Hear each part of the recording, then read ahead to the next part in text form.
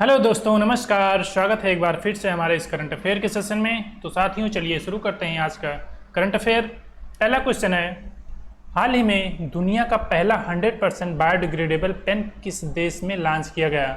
तो बताइए, दुनिया का वर्ल्ड फर्स्ट 100% बायोडिग्रेडेबल पेन ये कहाँ पर लॉन्च किया गया? तो ये हमारे इंडिया में बनाया गया। इंडिया में ये लॉन्च किया गया। ऑप्शन है इसका राइट हो जाएगा 100% बायोडिग्रेडेबल, यानी जो कोई पर्यावरण को नुकसान ना पहुंचाए और बाद में ये गल के ज़मीन में मिल जाए, मिट्टी में मिल जाए। जैसे प्लास्टिक्स के होते हैं तो कई सालों तक, बरसों तक पड़े रहते हैं, लेकिन ये बायोडिग्रेडेबल जो होता है ये आराम से बायोडिग्रेड हो जाता है। और इसके बारे में देख लेते हैं ज़रा। देखिए, 500 बिलियन से अधिक बॉल पॉइंट पेन सालाना ये यूज़ किए जाते हैं, इतने ट्रेस किए गए हैं, जिनमें से 95% जो है प्लास्टिक के बने होते हैं। और नई दिल्ली के जो सौरभ एच मेहता हैं, ये दुनिया का पहला 100% बायोडिग्रेडेबल पेन इन्होंने बनाया है। उन्होंने बायो आईक्यू की स्थापना की है, एक इनकी कंपनी है, बायो आईक्यू की स्थापना की है और पर्यावरण के अनुकूल स्टेशनरी पर ध्यान केंद्रित किया है। और पेन में प्लास्टिक जो है ख़त्म करने के लिए नोट, देखिए जो पेन में प्लास्टिक होता है उस नोट यानी नो ऑफेंस टू अर्थ ये लॉन्च किया है। और नोट पेन में एक पुनर्विनीकरण और पेपर रिफिल और गैर विषैले स्याही को हटाने युक्त ये धातु की नोक है, जिसके बाहरी हिस्से के पेपर ट्यूब, बांस और धातु जैसी सामग्री की खोज करती है। जैसे ये देखिए बनाया गया है। बहुत अच्छा पेन है। अमेज़न पे या अदर ऑनलाइन वेबसाइट पे ये आप ऑर्डर कर सकते हैं और इसको प्राप्त कर सकते हैं। नेक्स्ट क्वेश्चन है, हाल ही में खबरों में देखा गया सत्यमंगलम टाइगर रिजर्व किस राज्य में स्थित है? तो बताइए, सत्यमंगलम टाइगर रिजर्व किस स्टेट में है? तो ये है तमिलनाडु में। कहाँ पर है? तमिलनाडु। ऑप्शन है इसका राइट हो जाएगा तमिलनाडु। और सत्यमंगलम टाइगर रिजर्व को TX2 अवार्ड भी दिया गया था। क्यों? क्योंकि यहाँ टी मतलब टाइगर की संख्या दोगुना करने के लिए इसको अवार्ड दिया गया था, TX2। और ये देखिए जो पूरा एरिया आप लोग को दिख रहा है, ये सत्यमंगलम, ये यानी सत्यमंगलम टाइगर रिजर्व का ही एरिया है पूरा। ये नीलगिरी वेस्टर्न और ईस्टर्न घाट पे जो जहाँ पर ये मिलते हैं, वेस्टर्न और ईस्टर्न घाट, वहाँ पे नीलगिरी जो पर्वत हमारे यहाँ है उस पर ये सत्यमंगलम टाइगर रिजर्व वहाँ पर है। ठीक है, ये पूरा बायोडाइवर्सिटी है। ठीक है, वेस्टर्न घाट और ईस्टर्न घाट को मिला करके। तो ये ऑप्शन ए राइट हो जाएगा इसका। और ये चर्चा में क्यों है? क्योंकि यहाँ पर अभी जो तमिलनाडु के वन विभाग हैं, ये नीलगिरी बायोस्फीयर रिजर्व में पूर्वी और पश्चिमी घाट के जंक्शन पर जो सत्यमंगलम टाइगर रिजर्व है, ये 3 दिवसीय हाथी जनगणना की शुरुआत की है। और जो 1411.6 किलोमीटर स्क्वायर में ये फैला हुआ है। और ये 2013 में टाइगर रिजर्व घोषित किया गया था। सत्यमंगलम जो है ये टाइगर रिजर्व 2013 में घोषित किया गया था, जो बाघों और वन्यजीवों के साथ निरंतर निवास स्थान को बढ़ावा देता है। और इस अभ्यारण्य में जो है ये दुनिया की सबसे बड़ी बाघ आबादी रहती है। कितना? 280 से अधिक। और यहाँ पर इरुला और कुरुम्बा, ये दो जो स्वदेशी जनजाति का ये इसमें रहते हैं, इनका घर भी यहीं है। इरुला और कुरुम्बा ये स्वदेशी जनजाति हैं। आगे चलिए देखते हैं, किस दिन को प्रतिवर्ष विश्व थायराइड दिवस के रूप में मनाया जाता है? तो बताइए, विश्व थायराइड दिवस किस दिन को मनाया जाता है? तो ये मनाया जाता है 25 मई। 25 मई को विश्व थायराइड दिवस भी मनाया जाता है। और 25 मई को और क्या मनाया जाता है? 25 मई को राष्ट्रीय फुटबॉल दिवस भी मनाया जाता है। राष्ट्रीय फुटबॉल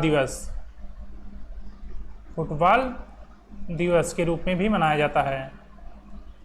और विश्व थायराइड दिवस 25 मई को मनाया जाता है। और इसकी थीम क्या है?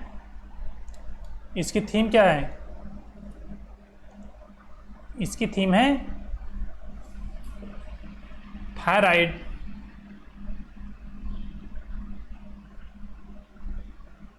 थायराइड डिजीज आर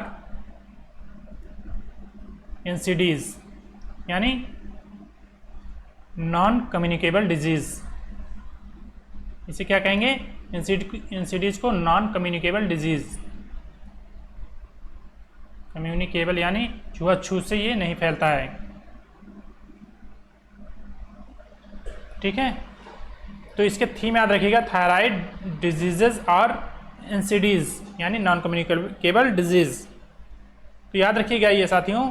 और इसके बारे में देखते हैं, जैसे विश्व थायराइड दिवस जो है ये प्रतिवर्ष 25 मई को क्यों मनाया जाता है? जागरूकता बढ़ाने के लिए कि विश्व इससे जो संबंधित स्थितियों के बारे में लोगों को जागरूक करना। जैसे और थायराइड कहाँ पर होता है? गर्दन के ये नीचे होता है, पास में एक तितली के आकार का बना होता है, ये ग्रंथि है। और ये थायरॉक्सिन हार्मोन भी रिलीज करता है, थायरॉक्सिन हार्मोन। और एक ये एंडोक्राइन ग्लैंड भी यानी अंतःस्रावी ग्रंथि। और सबसे बड़ी अंतःस्रावी ग्रंथि इसी को कहते हैं थायराइड ग्रंथि को। ये भी आप लोग याद रखिएगा, ठीक है। चलिए नेक्स्ट क्वेश्चन की तरफ चलते हैं। नेक्स्ट क्वेश्चन, और हाँ देखिए डे आया है तो आप लोगों को डे जो पिछले डे गए महत्वपूर्ण दिवस उनको हम रिवाइज जरूर कराएंगे। तो देखिए 1 मई को विश्व श्रम दिवस मनाया जाता है, 2 मई को विश्व टूना दिवस मनाया जाता है, और 3 मई को मनाया जाता है विश्व प्रेस स्वतंत्रता दिवस और अंतर्राष्ट्रीय तेंदुआ दिवस मनाया जाता है, और 4 मई को मनाया जाता है अंतर्राष्ट्रीय अग्निशमन दिवस और कोयला खनिक दिवस मनाया जाता है। 5 मई को विश्व हंसी दिवस और विश्व पुर्तगाली भाषा दिवस के रूप में मनाया जाता है, और 7 मई को विश्व अस्थमा दिवस मनाया जाता है, और 8 मई को मनाया जाता है विश्व रेड क्रॉस और रेड क्रिसेंट दिवस, और इसी के साथ विश्व थैलीसीमिया दिवस भी 8 मई को मनाया जाता है। और 10 मई को क्या मनाया जाता है? अंतर्राष्ट्रीय अर्गानिया दिवस, जो कि एक मोरक्को में ये पेड़ है अर्गानिया नामक, उसको संरक्षण करने के लिए ये मनाया जाता है। और 12 मई को अंतर्राष्ट्रीय श्रम दिवस और राष्ट्रीय प्रौद्योगिकी दिवस भी मनाया जाता है। और देखिए 15 मई को अंतर्राष्ट्रीय परिवार दिवस, इंटरनेशनल डे फॉर फैमिलीज। और आगे क्या, 18 मई को विश्व एड्स वैक्सीन डे मनाया जाता है, और 20 मई को विश्व मधुमक्खी दिवस मनाया जाता है, और 21 मई को राष्ट्रीय आतंकवाद विरोधी दिवस मनाया जाता है, और 22 मई को क्या मनाया जाता है? जैविक विविधता के लिए अंतर्राष्ट्रीय दिवस और विश्व प्रीक्लेम्पसिया दिवस भी मनाया जाता है, ठीक है। तो ये इंपॉर्टेंट है, आप लोग याद रखिएगा, और वीडियो को हम शामिल करेंगे तो बताएंगे आप लोगों को। नेक्स्ट क्वेश्चन है, हाल ही में खबरों में देखी गई गिलसे 12B क्या है? बताइए गिलसे 12B क्या है? ये सबमरीन है, क्रिटिकल मिनरल है, या ए टाइप ऑफ वैक्सीन, या अर्थ साइज्ड एक्सोप्लैनेट? तो क्या है ये अर्थ साइज्ड एक्सोप्लैनेट है, पृथ्वी के आकार का ये बाह्य ग्रह है। तो आइए देखते हैं इसको। जो नासा है इसका एक TSS और अन्य दूरबीन का उपयोग करते हुए जो खगोलविद हैं वो गिलसे 12B की खोज की है, जो एक समशीतोष्ण और पृथ्वी के आकार का एक एक्सोप्लैनेट है, जो 40 प्रकाश वर्ष दूर है, और ये मीन राशि में लाल बौने गिलसे 12B की परिक्रमा कर रहा है, इसलिए 12B नाम दिया गया, गिलसे 12B।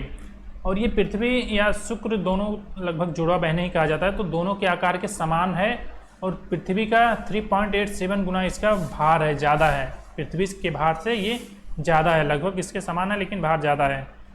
और हर 12.8 दिनों में अपने तारे की परिक्रमा करता है, और यह पृथ्वी की तुलना में 1.6 गुना अधिक ऊर्जा प्राप्त करता है। और इसकी अनुमानित सतह का तापमान, इसकी जो सतह का तापमान लगभग 107 फ़ारेनहाइट या 42 डिग्री सेंटीग्रेड है, ठीक है। तो आइए देखते हैं कैसे दिखता है ये देखिए गिलसे 12B ये रहा, और अर्थ ये रहा, देखिए पृथ्वी के आकार के ही समान ये दिख रहा है। तो आप लोग इतना याद रखिएगा, ये एक पृथ्वी के आकार का ग्रह है, अगर पूछा जाएगा आप लोगों से, नासा ने पता लगाया है। नेक्स्ट क्वेश्चन है, हाल ही में किसने IPL 2024 का खिताब जीत लिया है? इसको हमें बताने की ज़रूरत नहीं पड़ती, उम्मीद करता हूँ आप लोग ने खूब देखा होगा IPL। तो ये जीता है KKR कोलकाता नाइट राइडर्स ने जीता है। इसको हराकर, ये SRH को हराकर, SRH सनराइज हैदराबाद। तो ऑप्शन 20 का राइट हो जाएगा। और देखिए IPL जो है 2024 का, इसका कौन सा एडिशन था? ये 17वां एडिशन था, और स्पॉन्सर किसने किया था? टाटा ने इसको स्पॉन्सर किया था। और फाइनल कहाँ पर खेला गया? एम ए चिदम्बरम स्टेडियम जो चेन्नई में है, जिसको चेपॉक के नाम से भी जाना जाता है। और विजेता KKR है और विजेता SRH है। और ये कब से खेला जा रहा है? ये 2008 से। और फर्स्ट विजेता कौन था? राजस्थान रॉयल्स था। ठीक है, और इसमें ऑरेंज कैप किसने प्राप्त किया? जो सर्वाधिक टूर्नामेंट पे रन बनाता है उसको ऑरेंज कैप मिलता है। ये विराट कोहली को मिला है। विराट कोहली को ये अवार्ड मिला है। और पर्पल कैप किसको मिला है? पर्पल कैप मिला है हर्षल पटेल को। हर्षल पटेल को मिला है पर्पल कैप। ये किस टीम से आते हैं? पंजाब किंग्स। पंजाब किंग्स आते हैं और विराट कोहली आरसीबी से आते हैं। याद रखिएगा इतना। ठीक है, चलिएगा नेक्स्ट क्वेश्चन की तरफ। हाल ही में भारत सरकार के प्रोजेक्ट ईशान का संबंध किससे है? तो बताइए, इंडियन गवर्नमेंट ने एक प्रोजेक्ट ईशान लॉन्च किया है, तो इसका संबंध किससे है? तो इसका संबंध है एक राष्ट्र एक हवाई क्षेत्र। एक राष्ट्र एक हवाई क्षेत्र, ऑप्शन बी इसका राइट हो जाएगा। आइए देखते हैं प्रोजेक्ट ईशान है क्या। प्रोजेक्ट ईशान, जिसे Indian single sky harmonised air traffic management इसका फुल फॉर्म है, ये एयरपोर्ट अथॉरिटी ऑफ इंडिया के द्वारा ये लॉन्च किया गया है, चलाया गया है। और उद्देश्य इसका क्या है? एक राष्ट्र एक हवाई क्षेत्र, यानी one nation one air space इसका उद्देश्य है। और इसमें जो इंडिया की 4 फ्लाइट इंफॉर्मेशन रीजन है, जैसे दिल्ली में जो है, मुंबई, कोलकाता और चेन्नई, इनको नागपुर के आसपास इनको मर्ज किया गया है, मिलाया गया है इनके एयर स्पेस क्षेत्र को। ठीक है, तो एक ही क्षेत्र से ये सारी जानकारियाँ इनको प्राप्त की जा सकती हैं। नेक्स्ट क्वेश्चन है, हाल ही में वर्ष 2024 में भारत का तीसरा यूनिकॉर्न कौन बन गया है? तो बताइए, यूनिकॉर्न कौन बना है? यूनिकॉर्न किसे कहते हैं? यानी जो कंपनी $1 बिलियन से $1 बिलियन की कंपनी बन जाती है, उसे यूनिकॉर्न घोषित कर दिया जाता है। तो ये कौन बना है? ये देखिए, पोर्टर, जिसे छोटा हाथी कहते हैं, ये बन गया है यूनिकॉर्न 2024 का तीसरा। और पहला कौन बना है? क्रू ट्रिम बना है ये पहला। और दूसरा बना है परफ्यूस ये दूसरा बना है। तो याद रखिएगा, ये पोर्टर जो है ये तीसरा यूनिकॉर्न बन गया है भारत का 2024 में। नेक्स्ट क्वेश्चन है, हाल ही में IOCL ने XP100 की पहली खेप कहाँ निर्यात की है? तो बताइए, कहाँ पर निर्यात की है? तो ये श्रीलंका में की है। श्रीलंका में इंडियन ऑयल के द्वारा ये किया गया है। XP100 100 क्या है?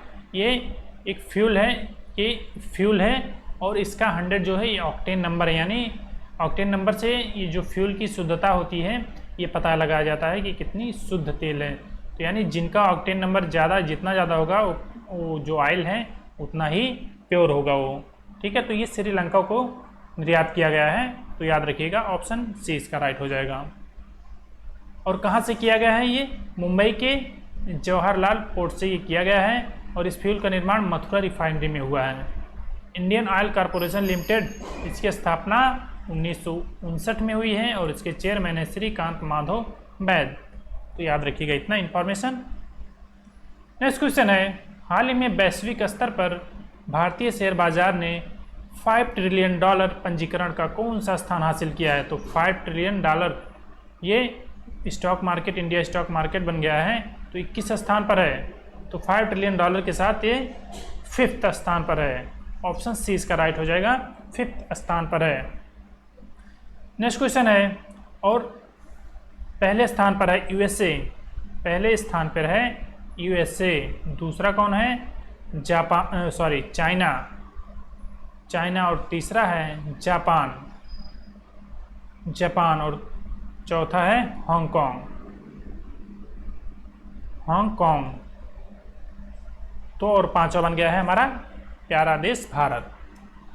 नेक्स्ट क्वेश्चन है, हाल ही में फिलिस्तीन राज्य को मान्यता देने की घोषणा किसने की है?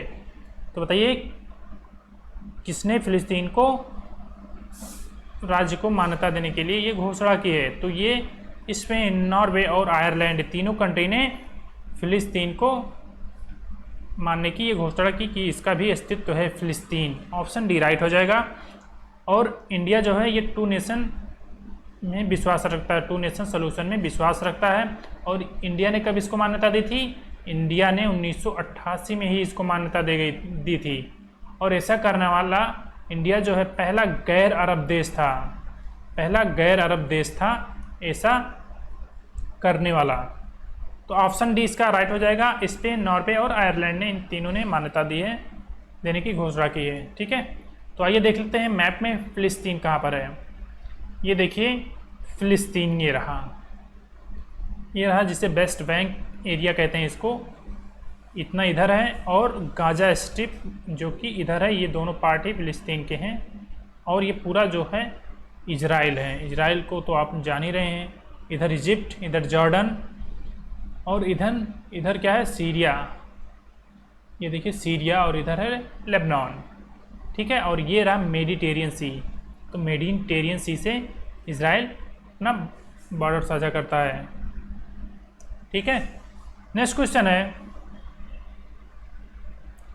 और ये क्वेश्चन हमारे इतने थे। उम्मीद करता हूँ आप लोगों को सेशन हमारा बहुत पसंद आया होगा। और अगर पसंद आया तो हमारे चैनल को सब्सक्राइब करिए, वीडियो को लाइक करिए, दोस्तों के साथ भी शेयर करिए। और कोई भी फीडबैक या जानकारी चाहिए तो आप लोग कमेंट बॉक्स में कमेंट कर सकते हैं। तो दोस्तों आज के लिए इतना ही, मिलते हैं नेक्स्ट सेशन में। तब तक के लिए जय हिंद, वंदे मातरम।